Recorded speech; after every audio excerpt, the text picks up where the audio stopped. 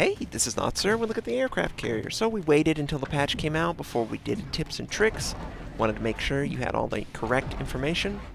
Right off the bat, I queue up my torpedo bombers to go out, then my fighters, then my dive bombers. I don't queue anything else until my torpedo bombers are fully up if I have multiple squadrons, and then I send them out to attack the enemy at their base. Primary target, carrier, battleship. If I run into a destroyer like I did right here, I'm going to take him out, especially if he decides to not move at all. He was trying to hide. Well, you can't hide from this, alright? This is what I'm made for. This is what I do. So we take him out. Obviously, our fighters have lost the battle, but they did protect their team, and that's really all they're there for, especially when the enemy aircraft carrier went anti-air. Instead of putting a slow on my torpedo bombers, he wanted to finish me off, so they were able to get away, and they're going to be rearming. Now, the initial attack has completed. This is the same thing every time you load up. Same queue order: torpedo, fighter, bomber. Send them out, try and devastate a single ship. Avoid cruisers like the plague. They're very dangerous, so what you need to do is stay away from them. They have a fighter of their own. They're probably going to pull it out. Some battleships also have this fighter. You need to be careful of it. You need to use your fighter to take out that fighter before you send in your dive or your torpedo bomber, ideally. If you can't do that, they're going to be inaccurate because the fighter is going to engage your torpedo or your dive bomber. But every other class of ship is definitely viable for an initial attack, and highly recommend taking advantage of that. Any ships that are grouped up, obviously, try and avoid that until you have no choice. So we've done our initial attack. Next thing that happens, the dive bomber will usually arrive first because they're faster and it's easier for their attack run to be processed. It's not lining up, it's not rocket science, it's just dropping it down, right? So your dive bomber's ready, you send it out, you look for a battleship or a carrier that's isolated, you bomb them, you set them on fire. They're going to use damage control. They don't see any enemy aircraft that could potentially cause more dots on their target. But that's exactly what you're going to do. Your torpedo bombers are going to be ready to go. You're going to either have them follow up 10, 20, 30 seconds later, or they're going to be sitting outside of their vision range and you're going to move them in. And you're going to put another flood, or maybe you have it reversed. Maybe your torpedo bombers go in first, then your dive bombers. It will cause a fire. And they're going to have to burn, because damage control is down, and you did this to them. That's a lot of potential damage that you can maximize whenever you use this staggered strategy. You want to try and avoid all in on a target, because they'll be able to use one damage control for both flood and fire. So that's a standard strategy for a standard loadout. What if I'm all fighters? Well, you want to engage with the enemy fighters, or torpedo or dive, hold them steady. What I like to do is engage with an enemy squadron. It puts a slow on it. You're obviously trying to kill them, and you can come in with your other fighter squadrons, and you can use your manual on top of that, and you can burst them down. You can take them down very quickly. Obviously, if they're grouped up, that's another potential opportunity. They're going to try and counter that by giving a action that moves them away from the path. Remember, fighter manual attack path does not provide a slow. It does not reduce the effectiveness of the target, so it doesn't make them less accurate if they're on a bombing or torpedo run. Although you wouldn't really get many opportunities to use your manual over a ship when it's being dropped on, because they're moving around so much. Usually, this tactic is used in the middle. At the beginning, you're intercepting the enemy, right? And you're taking them out as they're going on their path, and a bad carrier pilot will not see that their aircraft are being focused down or having attention. That's why you need to kind of look at the mini-map. You kind of see where the enemy aircraft are, and you need to control it accordingly. Now, there's another build, bombers. If you go bombers, you really need to be 100% with your manual drop on bombers. And a good strategy for manual drop on bombers is you want to intersect the straight path of the target. So let's say an enemy carrier is sailing away from you. Ideally, you would get in a position where you can have your waypoint intersect with the ship at its widest point, obviously, parallel with the ship. So that will allow you to have a nice, clean, manual bomb on the largest part of the ship. And, queuing up your waypoints and drawing a line through the ship really helps. Now, if a ship is maneuvering erratically or it's very difficult, I just wouldn't use manual drop on them with dive bombers. It's just too hard, right? They're really elusive, and you're not getting quite as much as you could. You could see that on a aircraft carrier or a battleship, the dive bomber is more accurate with manual, but it's not that much more accurate that you would sacrifice 20, 30, 40 seconds for an ideal drop, right? You want to get in there, you want to have a dot put on the target, and you want their damage control to be down. That's really where you get a lot of the damage. And I think, in my opinion, automatic works just fine. It's more about getting that attack in the window where they're vulnerable, right? So, we used our torpedoes on the Independence. He's obviously an aircraft carrier, so he knows what we want to do. We got flooding, so he had to use damage control. There's no way he didn't use damage control, right? You would be very bad if you didn't use damage control on a flood. Floods are devastating. They're way stronger than dive bomber flames. There's no way you're going to set for, well, you might. There's no way that you generally would get a dive bomb that would be effective enough to be equivalent to the flood damage that you would accrued with a torpedo strike. So, that's a huge way to exploit the weaknesses, and there's not going to be any more of the Japanese all in on torpedoes and dive bombers. They've taken that out. You can't have, just overwhelming. You have to have, one fighter at least for Japanese. And for the Americans, they're dive bomber centric. Dive bombers aren't that good compared to torpedo bombers.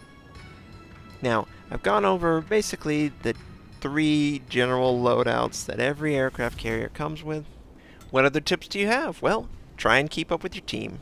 If your team is sailing and they're pushing one flank hard and the other flank is falling, you need to try and stay with your team because you're about to be overrun. The aircraft carrier, besides probably Tier 5 aircraft carrier and 4, actually have pretty good speed. They could keep up with the team. The Bogue and the Langley, not so much. Japanese, they don't really have this problem. They weren't stupid enough to have their aircraft carriers go 15 knots. Freaking slower than a U.S. battleship, and we all know how bad that is. But yes, in general, you want to shadow your team, stay far enough back that you're not visible to the enemy, but close enough that they can provide support, right? That's gameplay 101. Help your team, they help you. Now, the enemy's going to try and do this too. If I'm trying to attack an enemy, their aircraft carrier most likely is going to be somewhere in the back near the large majority of the enemy. And you should use your aircraft to look for them. You can also use your aircraft to look for destroyers. Destroyers have a detection range generally around 3 kilometers. That's how close your aircraft need to be to destroyers to detect them. I would try and locate all the enemy destroyers and help your team wipe them out. They provide too much power to their team. They're stealthy, the torpedo potential, and the ability to take objectives rather quickly makes them very scary. And if you just hover over them or you're close to them to spot them, you're gonna just drive them insane, because you drive me insane whenever you do it to me when I'm on my destroyer. And that is really a great sign of an aircraft carrier if he can provide that intel that is requested of him, required of him, wanted of him. His team will love him, and your team should have a better chance of winning. Winning is all that matters. Stop the draws. I hate the draws. So we've talked about the start of the game, the flow, potential targets, potential scout targets, and the different loadouts and what you should value with those. Now, modules. If you're doing a all-fighter or generally anti-aircraft build, I would highly recommend that you get the fighter survivability, anything to make your fighters better. There's a gun upgrade. There isn't really anything other than the gun upgrade for the first slot. You have AA health increase, but that's insignificant. You're AA. If you're taking damage, you're pretty much screwed, okay? Second one, get the fighter survivability if you're going anti-aircraft, you know, lots of fighters. Get the servicing time for everything else. You service a lot, obviously, and it'll just make you more effective and able to do more strikes on the enemy. Anything in that vein is what I would recommend. Ability to fight fires, floods, you know, all that stuff is great. For camo, detectability, hide your ship. For the commander skills, really, I would get all of the fighter-centric ones except for rear gunner. Now, they buffed rear gunner, but it still doesn't protect you enough. You're still going to lose that squadron, and basic survivability, which helps you fight floods and fires, is essential, because that's what you're going to have to do. If you have a fire on your deck, you cannot recall or send out aircraft. So obviously, that's a big deal. And you're going to take enemy aircraft attention all the time. Now, this Bogue, he took my attention. We were able to torpedo him. He was too far away from the island. He had to use damage control because we caused flooding. We waited until his immunity was gone. His damage control is down. We bombed him. We set a fire, and now he's going to die to the fire. Or a friendly that finishes him off. That's okay. But yeah, that's just another example of min-maxing your potential damage.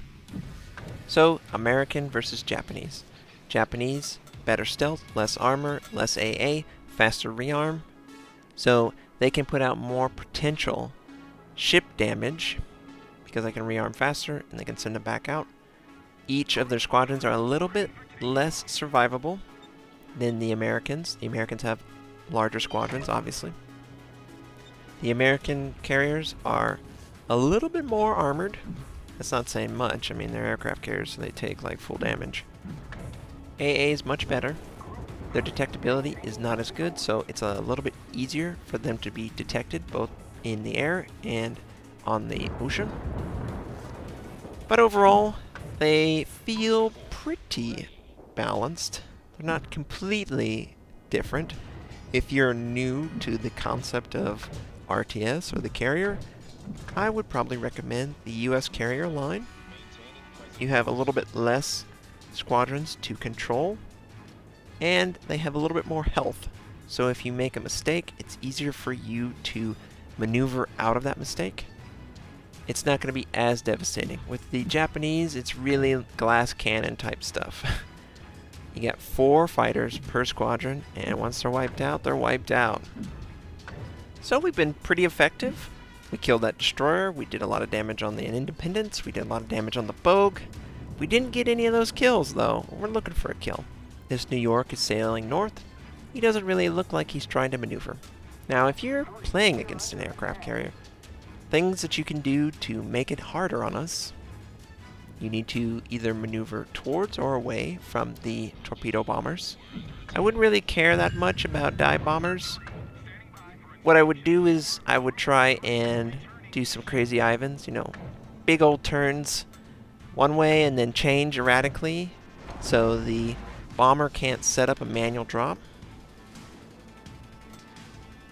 But as far as torpedoes go, you really need to minimize the amount of torpedoes that contact your hull. If you do this, you will frustrate the hell out of the aircraft carrier by maneuvering. Try not to use the edge of the map. It's not as safe as it once was.